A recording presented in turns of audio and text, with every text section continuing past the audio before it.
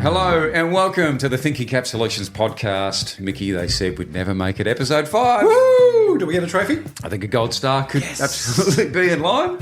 Hello, my name is Corey Kay. This is Mickey Ma. We talk about content, audience and engagement. Today's episode is about something that I dreaded doing, necessary evil, and that was the health check. And we've done plenty because we work with truckload of brands over our 30 odd years. And the thing is, no matter what kind of brand you are, big, small, new, old, at some stage, you're going to need to do a health check or should be doing a health check. Yep, they are boring. They are tedious. I know I know you loved it, but you love that kind of gear. The outcomes I enjoyed and some of the findings, but the actual, it's quite an arduous process. So it's because you're the creative and I'm the strategist, that's why. They're the roles, my man. But let's pull apart a real-time example that I actually had a front row seat for. Now, it is from your time in radio, Mickey, but the process and even some of what you do, I think, valuable lessons for any brand about to or wanting to know more about how to do a health check. B105 was the radio station we're talking about. You actually, I think you were in Perth, weren't you? In Perth, I was. And then promoted to Brisbane. I know you would have been listening to that Brisbane radio station while you're working in Perth to get a kind of heads up on where it's at. That's kind of a mini health check. But let's just kick it off with, let's reverse engineer it. So what did you identify out of the health check? And then we'll go through the process and stuff. Well, the brand had lost its purpose, lost its point of difference, sounded vanilla. The obvious thing that it sounded like it could have been broadcasting from anywhere, and that's a problem in radio world. And for some brands, that's a danger zone if you don't sound like you're part of the local community. Yep, this was a problem. Yeah, and it was a great mantra as well for that line that you had. And I remember you talking about it a lot, and that was putting the Brisbane back into B105. That makes it very clear exactly what we need to do. What does a health check look like when you are heading into a market and trying to unpick it? Well, first and foremost, you've got to tap into your own experience, and I know what I'm listening for. Well, you're born and bred Brisbane, and you would have listened to that station growing up. Yeah, and I knew content, and I knew what I needed to hear. Yep. So trusting my own ears and my eyes was one of the key things. Health check done, mate. And look, you know what? Some bosses would absolutely do that. And that's a red flag right there. Yep. But that was one element of 3 steps. Yep. The other one was an internal health check. Talk to the staff one-on-one. How are they feeling? What's the culture like?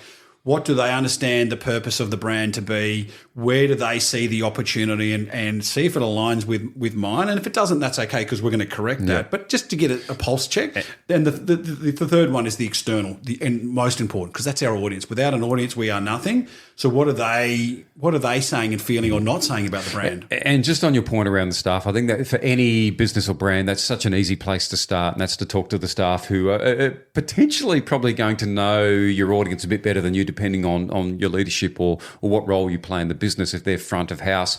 Also brings them early on into the journey of what you're going to do and showcasing to them, I care about what you think, to then come up with what the challenge is and how you're going to fix it. You can't get success on your own if not everyone's on the same page. And the greatest way to do that is bring them along for the journey. Yep. And so with the audience, what were some of the devices that you used to understand and hear their language and how they're talking about the station?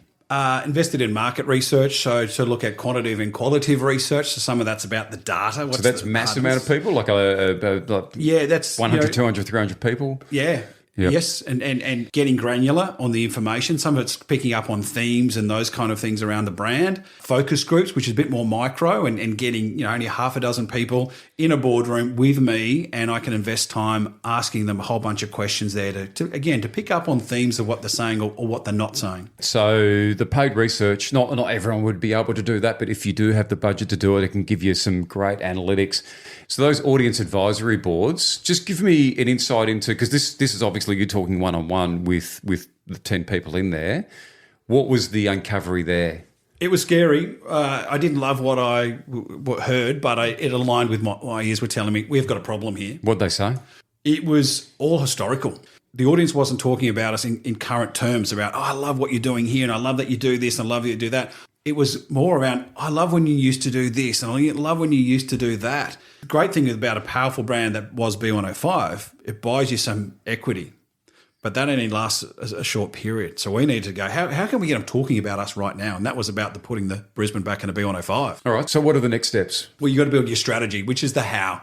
And I identified that we've got to win out of the speakers, we've got to win out on the streets, And we've got to win by creating events and moments that the audience will really want to engage with our brand in. Yeah, so speakers, I imagine that's where most people consume your content. What were some examples of what you did to bring the Brisbane back to B105? Well, it started with we've got to be talking about what Brisbane care about and matter today. And that started with our breakfast show because that's typically where people first consume you of the day. That means understanding what's important to them. Anything from where's the local potholes to what's the big news story of the day and what's our flavour on it. So if there's a big global story happening, in a different country, how do we localise that? Can we talk to someone from Brisbane, maybe on location there? Can we connect it to if that was to happen here, what would we do? And really make it matter to Brisbane.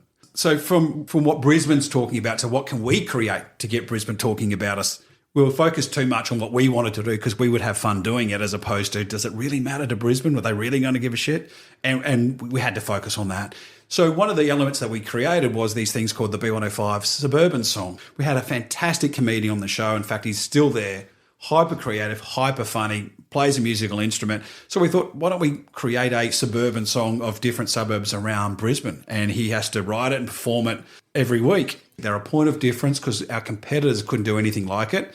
The evolution of it was we started opening up the phones to allow listeners to help write some of the lyrics of what's going on in those suburbs, and Stav had to, add it into the lyrics. And then the evolution of that was film clips for these suburban songs, and they were phenomenal and still to this day get talked about a lot. All right, starting to really pick up what's going on here. So really bringing Brisbane into this radio station, and it's the filter for all things that come out of the speakers.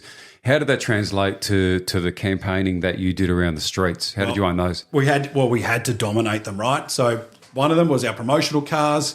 We needed to get them back out on the streets. We needed to rebrand them Black Thunders, which was a phenomenal, iconic name with promotion cars for radio stations in the town.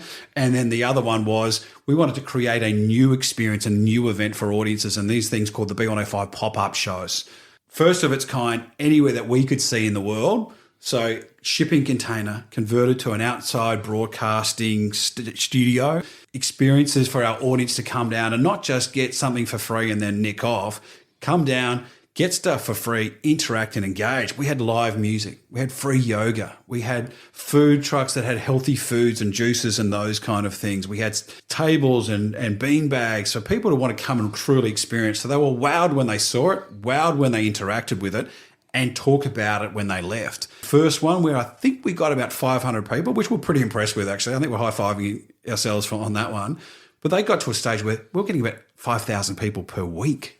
It was huge. I mentioned that I was front row for this. I was actually in the opposing radio station, same company. I recall watching those events and thinking, damn, wish we did those. Because you took them into the suburbs and more so the talk that it would create post-event, because you did move it beyond the traditional, what we call an outside broadcast and sausages and a couple of giveaways. It was an event and generated so much PR. You had the TV station, which was also down there, and then you had that post-campaigning of your event as well. They were just so massive. Well, we wanted to engage the audience and take the radio station to them in a way that's meaningful. And you're right, it created so much talk around the whole city. It was phenomenal. We had people campaigning for us to come and put up pop-up show in their suburb, and it was fantastic. The other one let's quickly touch on, and I think it was a really nice piece because it showed the heart of B105, and that was the Christmas appeals that you had.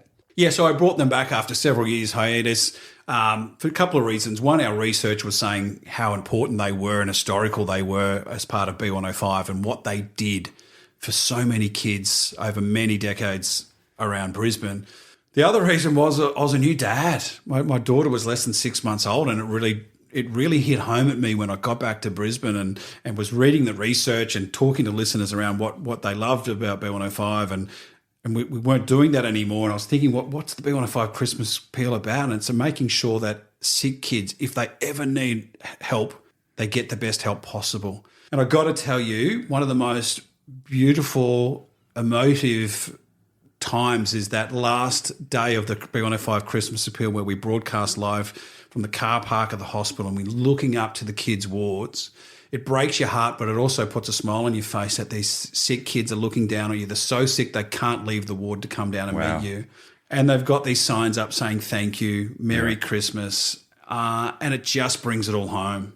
I'm looking up at them. I'm thinking about my daughter at home, and it's just to go, if this is the least we can do, then why wouldn't we? And we've got a responsibility and an opportunity. There's nothing more Brisbane than that. Well, it sounds like it's come from a real place, which I think is showcases for a brand or a business. If you can find that story where there's genuine, authentic care for something, you can express that as a brand. And again, showing your heart and showing a bit of yourself only does good things for the evolution and the story of your brand, right? As long as it's authentic. Yeah. So we're nearly at the end of the jigsaw puzzle here. What happens next? So you've got a review. Pretty much start back at the start of your health check, right? Which is using your own ears and eyes to what are you hearing, what are you feeling, what are you seeing? Talk to your internal stakeholders, see where they're at, see how that's going, see if they see any weaknesses in the strategy, and the research as well with your audience. So it's everything from market research to focus groups, walking the pavement to see who's attending, what are they, asking them questions, interacting with them to see what they're saying. And if you need to, adjust your strategy. And more often than not, you're going to have to adjust a little bit, because no strategy you start out with today is going to necessarily be the same in 3, 6 or 12 months' time. To summarise the health check, tap in your own experiences, move to your external stakeholders, your staff and your audience, then the how, the strategy, execute the strategy, and then constantly review the strategy. And as we said at the front of the podcast, there are so many great things that come out of doing a health check, but it is and should be quite the process. And we can help you with that. So if you're stuck on how to do a health check, then please reach out to us. We'd love to get involved and help to understand your brand and where's the opportunity there. We can get us on LinkedIn, Thinking Cap Solutions, all one word, or on our website, thinkingcapsolutions.com.au. All right. Well done.